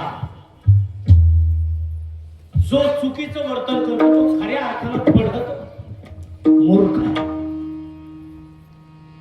ज्याला माहित नाही हे खाऊ नये त्याला ते चुकून खाल्लं हरकत नाही, दुरुस्ती करता येते. पण असं वागू नये तरी सुद्धा, म्हणजे बरेच लोक आपण पाहतो, जे हरी माऊली दिसलं दुकान का धावली, काही मावले अशा असतात, माझी जीवीची आवडी कधी मधी घेतो थोडी थोडी. असल्या माऊल्यांचं करायचं काय? मुळात मुद्दा असा आहे की धर्म जे धर्माच्या वाटेलाच जात नाही, ज्यांना देव आवडतच नाही, जे धर्म पाळतच नाही, त्यांना सांगण्याची फारशी गरज नाही. पण वाईट त्याचं वाटतं ज्यांना हे करू नये हे सगळं कळतंय, ज्यांना असं वागू नये हे सगळं कळतंय, ज्यांना हे योग्य नाही हे सुद्धा कळतंय. काय झालं? दुर्योधनाला विचारलं, आईनं सांगितलं त्याच्या, म्हणाले अरे बाळा असं वागू नये, तुला धर्म कळत नाही का? त्यानं सांगितलं, जानामि धर्मम नच मे निवृत्ती, जानामि अधर्मम नच मे निवृत्ती, जानामि धर्मम नच मे प्रवृत्ती. म्हणले मला धर्म काय तेही कळतं, पण मला त्याप्रमाणे वागायची इच्छा नाही, आणि मला अधर्म काय ते कळतं, पण ते सोडायची इच्छा नाही. हे सगळ्यात जास्त घातक आहे. माय माऊल्यांकडे वाईट नजरेनं पाहू नये हे सगळ्या ग्रंथांमध्ये वाचतो, रामायणात वाचतो, रावणानं काय केलं त्याचं काय झालं तेही त्याला सगळं माहित आहे, तरी सुद्धा त्याच्या वृत्तीत पालन होत नाही. हा खतरनाक आहे, हा सगळ्यात जास्त भयानक आहे. वृत्ती कशी असली पाहिजे? अर्जुन स्वर्गात गेला आणि स्वर्गात गेल्यानंतर त्याच्या स्वागताला उर्वशी अधिक रंभा त्यांचा नाच ठेवला. अर्जुन उर्वशीकडे एकटक बघत होता कंटिन्यू, त्याची उर्वशीवरनं नजर हटत नव्हती. इंद्रदेवाला वाटलं घोटाळा झाला, अर्जुनाचा जीव जळ. तो हळूच आला इंद्रदेव कोणाजवळ? अर्जुनाजवळ, आणि म्हणाला काय अर्जुना आवडली काय उर्वशी? होय म्हटले आवडली. म्हणले मग आवडली तर काय विचार आहे? काय विचार आहे? अर्जुनाच्या इंद्रदेवाचा हेतू लक्षात आला. तो पटकन म्हणला, अरे इंद्रा, मी उर्वशीकडे बघतोय, एकटक बघतोय, मला ती खरंच आवडली आहे, पण तुझ्या डोक्यात ज्या वासना रूपी आवड नाही तशी ती मला आवडलेली नाही. मी विचार करतोय की ही उर्वशी जर एवढी सुंदर आहे तर हिला बनवणारा ब्रह्मांडाचा बाप किती सुंदर असेल. झाली ना भक्ती? म्हणून बघणं वाईट नाही, बघण्याचा हेतू वाईट आहे. एखादा सद्गुरू सुद्धा माय माऊलीकडे एकटक बघू शकतो, पण लाडकी शिष्य म्हणून ती भूमिका असली पाहिजे. आणि म्हणून त्यांनी सांगितलं मी बघतोय, पण माझा विचार काय आहे? ही जर एवढी सुंदर आहे तर हिला बनवणारा माझा मधुसूदन किती सुंदर असला पाहिजे. छत्रपतींनी सुद्धा बघितलं कल्याणच्या सुभेदाराच्या सुनेकडे, पण भूमिका आईची आहे, दृष्टी आईची आहे. म्हणून आपल्याला बदल कशात झाला पाहिजे? दृष्टीत झाला पाहिजे. हे लबाड जे आजकाल निघाले ऐसे कैसे झाले बंधू, कर्म करुणी म्हणती अंगा लावणी या राख, डोळे झाकुनी. काय यांच्या बाबतीत काही दृष्टांत, मी एक दृष्टांत मुद्दाम बरेचदा सांगतो, कसे येण्यात काढतात. एक होता असाच लबाड, तो गेला एका शेतकरी कुटुंबाकडे. ती शेतकऱ्याची पत्नी बिचारी घरी होती. तिला म्हणला ताई मला का नाही मागचे पुढचे सगळे जन्म काळात मी तुम्हाला सांगू का मला 500 रुपये देते का? ताई म्हणल्या सांगा, देते. तो म्हणला मी तुमचा जन्म नाही सांगत, तुमच्या पतीचा सांगतो. तुमचा पती का नाही म्हणले, मागच्या जन्मात मासा होता, खारा मासा होता. ती म्हणली तुम्हाला कसं माहित? तो म्हणला पुरावा देतो, थांबा. आज काय करा म्हणले, तो रात्री घरी आला ना का तो झोपला का त्याच्या अंगाला जीभ लावून पहा, खारक लागत का नाही बघा. ती म्हणली चाल चेक करीत आज. तिथून निघाला, तिच्या पतीचा ऍड्रेस घेतला आणि तिकडं गेला, शेतात नांगर घालला होता तिकडं. त्याला म्हणला दादा मागचे पुढचे जन्म कळा त्या, मला 500 देत्या का? तो म्हणला देतो. म्हणला मी तुमच्या पत्नीचा जन्म सांगतो. तुमची पत्नी का नाही मागच्या जन्मात कुत्री होती म्हणले पुरावा काय? म्हणले तुम्ही रोज रात्री झोपल्यावर ती चाटी ती, तुम्हाला माहित नाही. आता तिच्या डोक्यात एकच, हा घरी आला का झोपला का चेक करायचा खरंच खारा माणूस आहे का? आणि त्याच्या डोक्यात एकच, आपण झोपायचं नाटक करायचं, ही खरंच साठी ती का बघायचं. रात्री तिने झोपायचं नाटक केलं, त्याने झोपायचं नाटक केलं. तिला वाटलं हा झोपलाय, तिने हळू जीबीचं टेस्टर काढलं आणि त्याच्या अंगाला लावलं. या हालगे तुम्ही हाड, ती म्हणली खारा मासा. ती म्हणली तुम्हाला कसं काय कळलं बुवा? तो म्हणला मला असा असा बाबा भेटला होता. ती म्हणली मला असा नालायक भेटला होता. म्हणजे दोघांकडून 1000 रुपये घेऊन गेला. हे असले जे लबाड झालेत ना, यांना फक्त समाजाला फसवायचंय, समाजाला येण्यात काढायचंय, फक्त विषयांचा भोग घ्यायचाय. निर्लज्ज झालेत. हे पुढलं चरण आहे. विषयाचा माज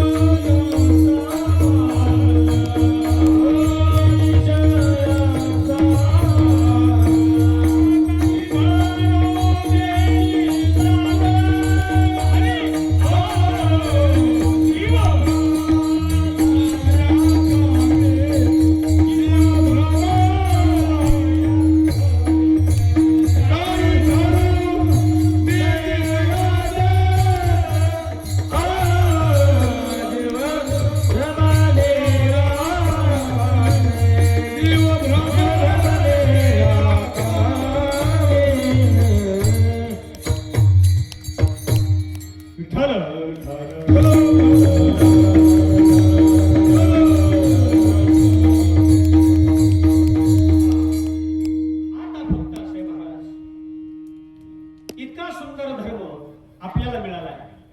दुर्लभम भारती जन्मः यावदिंदु सरोवरम तम देवृते यावदिंदु सरोवरम हिमालय समारभ्यम यावदिंदु सरोवरम तम देव निर्मितम देशम हिंदुस्थान प्रचक्षते. फक्त या भारतात आपण जन्माला आलो हे आपलं परम भाग्य आहे. फक्त एक लक्षात ठेवायचं, आज आपल्या धर्मामध्ये फार भेदाभेद फार आहे. म्हणजे हा त्या जातीचा, हा या जातीचा. पण ह्याच्या करता हा धर्म जर, मला काही गावांमध्ये फार वाईट वाटतं महाराज. म्हणजे दोन, मी उल्लेख कुठला करणार नाही, पण दोन समाजाचे दोन सत्य होतात. दोन समाजाचे जर दोन सत्य होत असतील तर वारकरी शिकला काय? याती कुळ माझे श्रीरंगावा चोरी. मला वाटतं ज्ञानोबांना याच्यापेक्षा दुसरं काही वाईट वाटत नसेल. एकाच गावात जर दोन समाज, आम्ही वेगळ्या समाजाचे आहोत म्हणून जर दोन सत्य करीत असतील तर हा माझ्या तुकोबांचा अपमान आहे. विष्णुमय जग वैष्णवांचा धर्म, भेदा भेद भ्रम अमंगळ. अरे बाबांनो, जात कोणती पुसू नका, धर्म कोणता पुसू नका. उद्यानातील फुलांस त्यांचा रंग कोणता पुसू नका. जात कोणती पुसू नका, धर्म कोणता पुसू नका. अरे म्हणून त्यांनी म्हटलं, मंदिर वाटा मस्जिद वाटी बाट दिया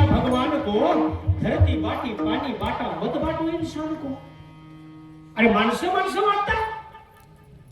आपल्याला यापुढे केलं पाहिजे की कमीत कमी बाकी नेत्यांचे कार्यक्रम, महापुरुषांचे कार्यक्रम थोडे आपल्या समाधानासाठी वेगळे झाले तर हरकत नाही, भेद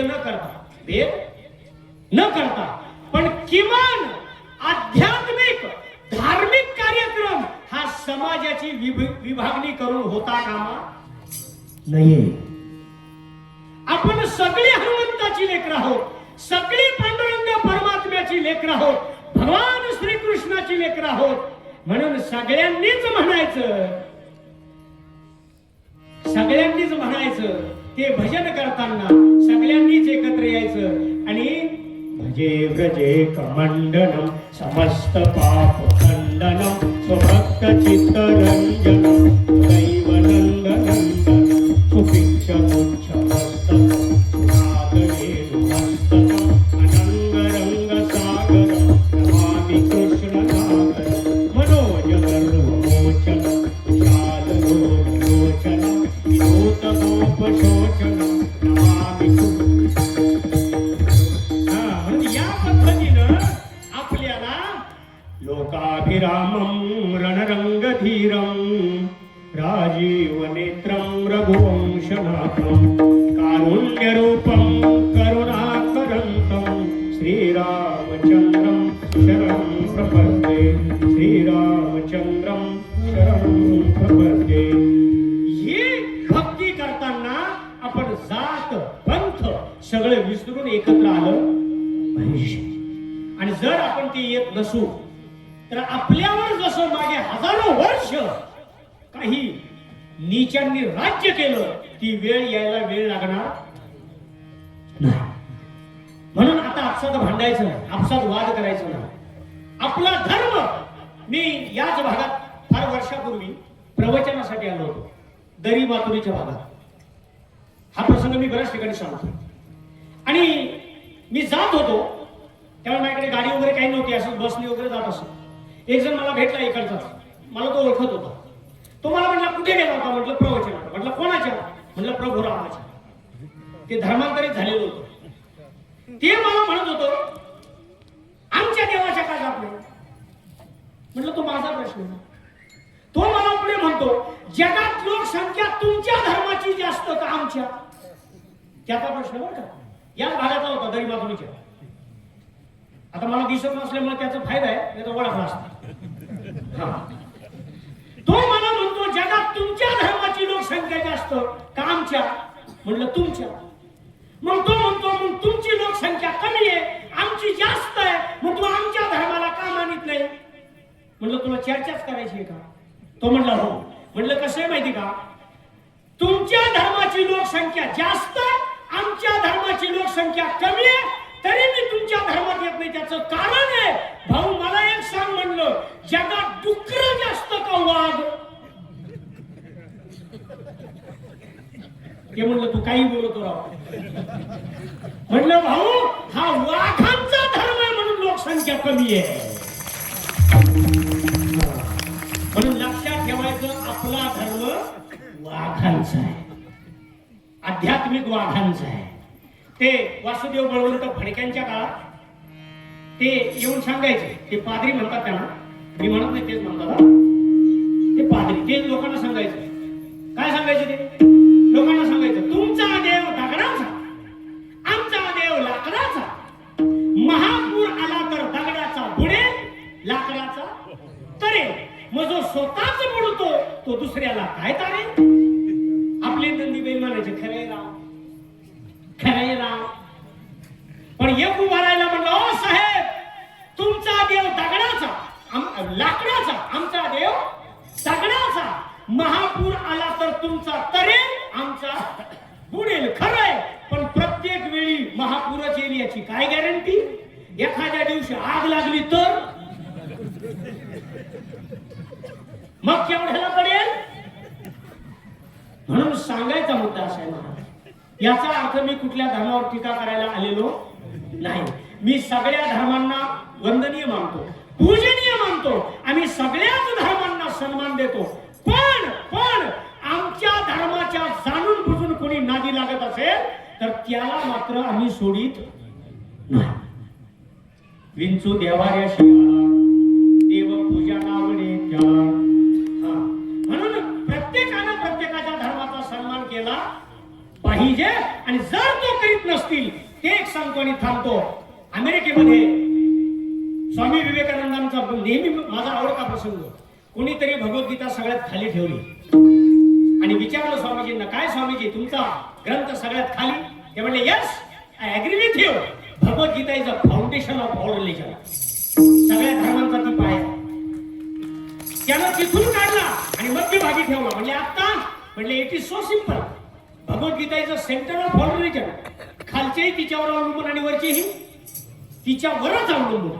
त्यानं तिथून काढला आणि खोडशाळपणे सगळ्यात वरती ठेवला. म्हणजे आता स्वामीजी म्हणले, तुला आत्ता शिकवलं, सगळ्यांचा बाप आहे हा धर्म. सगळ्यांचा बाप आहे म्हणजे हा धर्म. म्हणून स्वामीजी म्हणले, ख्रिश्चनिटी इज अ डिस्टंट टेको of Hinduism. Jainism and Buddhism are just branches of Hinduism. ते म्हणले, बाबा जगातले सगळे धर्म फांद्या आहेत आणि त्या फांद्यांना सामावून घेणारा वटवृक्ष आपला धर्म आहे.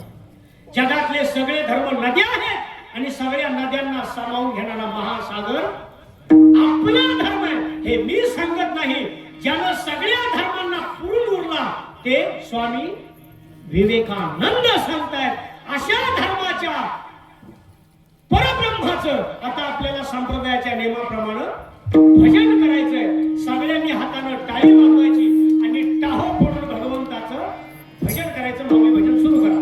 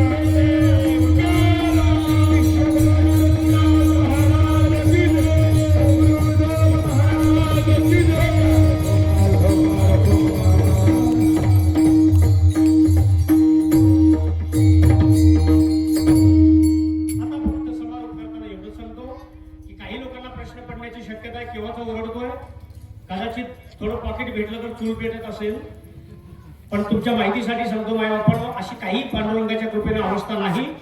पण आजूबाजूला बसलेले तरुण तरुणी खास करून ऐकलं पाहिजे की जर जिद्द असेल, चिकाटी असेल आणि पांडुरंगाचा आशीर्वाद असेल तर काय करता येतं. मी मुद्दाम थोडं एका मिनिटात सांगतो की तुम्हाला तरी आज घरदार आहे, छप्पर आहे. शॉर्टकट मध्ये सांगणार आहे की माझी परिस्थिती अशी होती की नाशिकला असलेल्या डोंगरी वसतिगृहाच्या मैदानावर मी आणि माझे 3 भाऊ आई आमची राहत असे वरती छप्पर सुद्धा नाही आणि खाली साधी सारवलेली जमीन सुद्धा नाही, अशा अवस्थेमध्ये 10वी पर्यंत त्या मैदानावर राहायचं. आई गवंडी लोकांच्या हाताखाली काम करायची. पावसाळ्यात जर का पाऊस आला तर आईनं मला कडेवर घ्यायचं, बाकीच्या 2 भावांना पळायला सांगायचं. कुठल्या तरी बिल्डिंगच्या आडोशाला येऊन उभं राहायचं. आम्ही बिल्डिंगच्या पार्किंग मध्ये उभं राहिलो की लोकांना तिथं विटाळ व्हायचा. काही लोक तिथून ओरडायचे, हे पावसाने घाण करतात. म्हणून आईनं पुन्हा मला कडेवर घ्यायचं, पळायचं, बाकीच्या भावांना पळायला सांगायचं. पाऊस उघडला की मैदानावर यायचं. नारळाच्या झाडाचा केलेला खराटा, त्या खराट्यानं पाणी साफ करायचं. आमच्याकडे प्रचंड श्रीमंती होती ती म्हणजे आई गवंडी लोकांकडे काम करत असल्यामुळे सिमेंटच्या गोण्याची कार, त्याचं शिवलेलं बारदान, ते बारदान त्या मैदानावर अंथरायचं. त्याच्यावर प्लास्टिकचं कापड अंथरायचं आणि त्याच्यानंतर त्याच्यावर गोदड्या अंथरायच्या. त्याच्यावर आम्ही झोपायचं. आमच्या अंगावर गोदड्या घालायच्या. पुन्हा वरतून पाऊस लागू नये म्हणून प्लास्टिकचं कापड. अशा अवस्थेमध्ये आई गवंडी लोकांकडे काम करायची. मी वाळूवर खेळायचो. उन्हात मे महिन्यात पाय तापले की मी ओरडायचो, आई ग पाय तापले. आई धावत यायची, फावड्यानं वाळू उकरायची आणि जिथं थंडगार वाळू असेल तिथं मला उभं करायची. पुन्हा कामाला लागायची. पुन्हा ती वाळू तापली की मी पुन्हा ओरडायचो, आई ग पाय तापले. आई पुन्हा धावत यायची, नव्या ठिकाणी फावड्यानं वाळू उकरायची, नव्या ठिकाणी उभं करायची. पुन्हा मी ओरडायचो. एवढ्या ठेकेदार म्हणायचं, हे मावशे उद्यापासून कामाला येऊ नको, तुझं ते आंधळ सारखं रडतंय, तू काम करीत नाहीस. आईनं कानात सांगायचं, बाळा रडू नको, ठेकेदारानं बंद करून टाकलं तर खायचं काय. म्हणून पाय तापले तरी रडायचं नाही. काही वेळा तुम्हाला आश्चर्य वाटेल, जर झोप लागली तर वरती छत नसायचं. आई वाळू मध्ये मानेपासून बुजवून टाकायची ऊन लागू नये म्हणून. आणि मग झोप झाली की उठायचं. असाच 8वी 9वीला असेल. लोक म्हणायचे, याला दिसत नाही दोन्ही डोळ्यांनी, याला कोण खाऊ घालेल, याला कोण सांभाळेल, याला कोण कपडा लत्ता घेईल. एकदा आईला म्हटलं, आई खरंच तू गेल्यावर माझे हाल होतील का ग. आईनं पाठीवर हात ठेवून आणि सांगितलं, बाळा मी तुला शाळेत टाकलाय, मी तुला साहेब करीन. आज बँक ऑफ महाराष्ट्रात मॅनेजर आहे. एवढंच नाही तर आईची काय कृपा असते. म्हणून या सगळ्या मेहनतीत BA ला 2008 साली 81% घेऊन माझ्या विषयात नाशिक जिल्ह्यात पहिला आहे.